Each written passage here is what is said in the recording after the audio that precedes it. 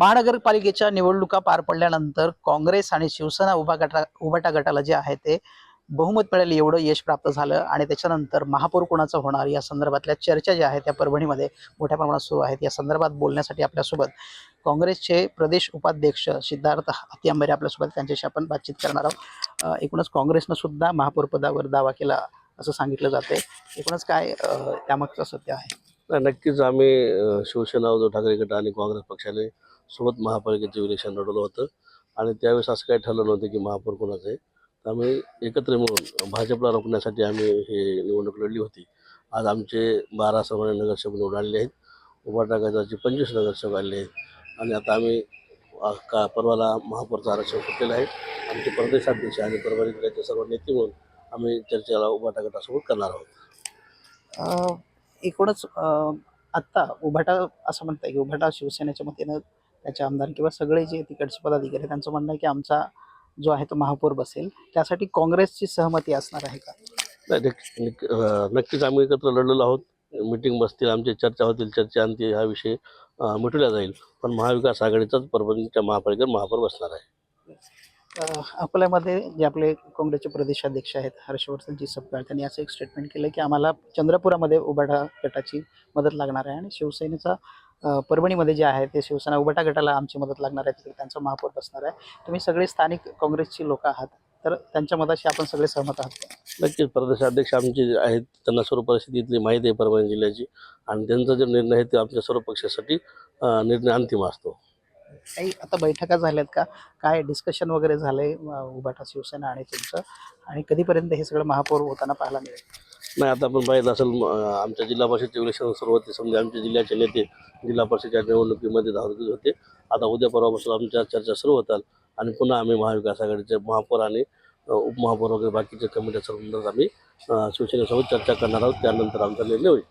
काँग्रेसमध्ये काही अनुभवी नगरसेवक आहे, त्यांचा महापौर पदावर दावा आहे असं बोललं जाते, आणि मग त्यांची सगळ्यांची तुम्ही सगळे कसं समजूत काढणार आहे? नक्कीच आता कसे समजा आमच्याकडे सिनियर नगरसेवक आहेत, अनुभववाले आहेत, त्यांची स्वतः सर्वांची इच्छा आहे, पण शेवटी आता चर्चेअंती हा निर्णय आम्ही पूर्ण घेणार आहोत आणि त्यांची बी समजूत आम्ही व्यवस्थितरित्या काढू अशी आम्हाला हे आहे। शेवटी काही होईल पण महाविकास आघाडीचाच महापौर होईल, इतर कुठल्या पक्षाबरोबर तुम्ही जाणार वगैरे नाही? नाही, नक्कीच आपण तुम्ही पाहिलं असेल पूर्ण महाराष्ट्रामध्ये भाजपचं सरकार सर्वकडे आलेलं आहे, पण परभणीमध्ये आम्ही महाविकास आघाडी म्हणून शिवसेनेसोबत लढलो। शिवसेनेचे आमदार असतील, खासदार असतील, आमचे सर्व जिल्ह्याचे अध्यक्ष वगैरे असतील, आम्ही ताकदीने लढवत आणि मी तर भाजपला बाहेर ठेवलेलं आहे, त्यामुळे महाविकास आघाडीचाच आमचा महापौर परभणी महापालिकेवर बसणार आहे। भाजप पण दावा करते की आमचा महापौर होणार आहे वगैरे, कसं काय? म्हणजे जिल्हाध्यक्षांनी त्यांचं म्हटलंय की महापौर आमचाच होईल। जिल्हा अध्यक्षाला माहीत आहे, जनतेने त्यांना नाकारलेलं आहे, त्यांच्या 12 जागा आलेल्या आहेत आणि त्यांच्याकडे कसलाच गणित नसले, त्यांच्या पायाखालची वाळू सरकलेली आहे। जनतेने त्यांना नाकारले तरी पण सुद्धा ते दावा करतात, कारण भ्रष्टाचाराचे पैसे त्यांच्याकडे भरपूर आहेत भाजपाकडे, त्या जोरावरती काही करू शकतात। पण मला आपल्याला सांगायचं आपल्या माध्यमातून परभणी महापालिकेवर महाविकास आघाडीचाच महापौर बसणार आहे। तुम्ही आताच बोलला की पैशाच्या जोरावरती काही पण करू शकतात, मग काही घडतंय म्हणजे शिस्त वगैरे वेगळी? नाही, अजिबात नाही, कारण आमच्याकडे पूर्ण स्पष्ट बहुमत आहे, त्यांच्यामुळे त्यांनी काही केलं काही झालं तरी ते बोलत असतील, तुम्हाला माहिती आहे त्यांची क्रूर नीती कशी असते, पण जनतेने त्याला नाकारले तरी पण त्यांच्या पद्धतीने ते बोलत आहेत।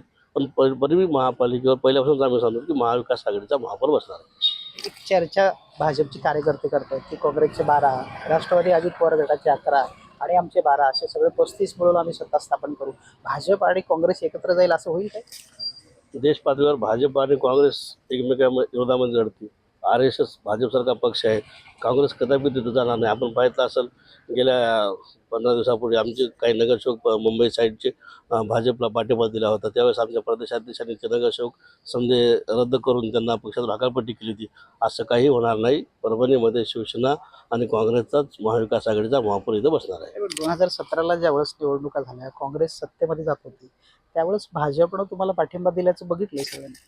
आता तुम्ही पाहिलं असेल भरपूर पुलाखालून पाणी वाहिलेलं आहे, आमच्याकडले जे नेते आहेत बंडखोर ते भाजपमध्ये जाऊन बसलेले आहेत, बऱ्याच गोष्टी इथं घडल्या आहेत, पण आता इथं पुढे काही आमचं होणार नाही, महाविकास आघाडीचाच महापौर इथं होईल। वरपुडकरांचं सगळ्यांशी चांगलं आहे, तुमच्या काँग्रेसमध्ये अजून पण त्यांची काही लोक आहेत त्यांच्याशी पण चांगलं आहे असं म्हणतात, आणि ते अशी काही खेळी करू शकतील असा दावा त्यांचे कार्यकर्ते भाजपचे करतायत। तसं काही घडेल का? कारण तुम्ही आता काँग्रेसचे खूप वर्षाचे जुने नेते आहात। नाही, तुम्हाला माहीत आहे काँग्रेस सोडून ते गेलेले आहेत तिकडं। भाजपच्या पहिल्या 8 जागा होत्या, 8च्या ते 12 करू शकलेत। त्याच्यावर त्याची काही करू शकत नाही, त्यांना सुद्धा माहिती येते. त्यामुळं आमच्यामध्ये काही होणार नाही, कसल्याही अफवा कोणी बळी पडणार नाही. परभणी महानगरपालिकेवर शिवसेना आणि काँग्रेसचाच महापौर बसणार आहे. शिवसेना आणि काँग्रेसचाच परभणीवर महापौर बसेल असा दावा जे आहे ते काँग्रेसचे प्रदेश उपाध्यक्ष सिद्धार्थ हातींबेरे यांनी व्यक्त केला आहे. व्हिडिओ जर्नलिस्ट गणेशसह गजानन देशमुख, TV9 मराठी, परभणी.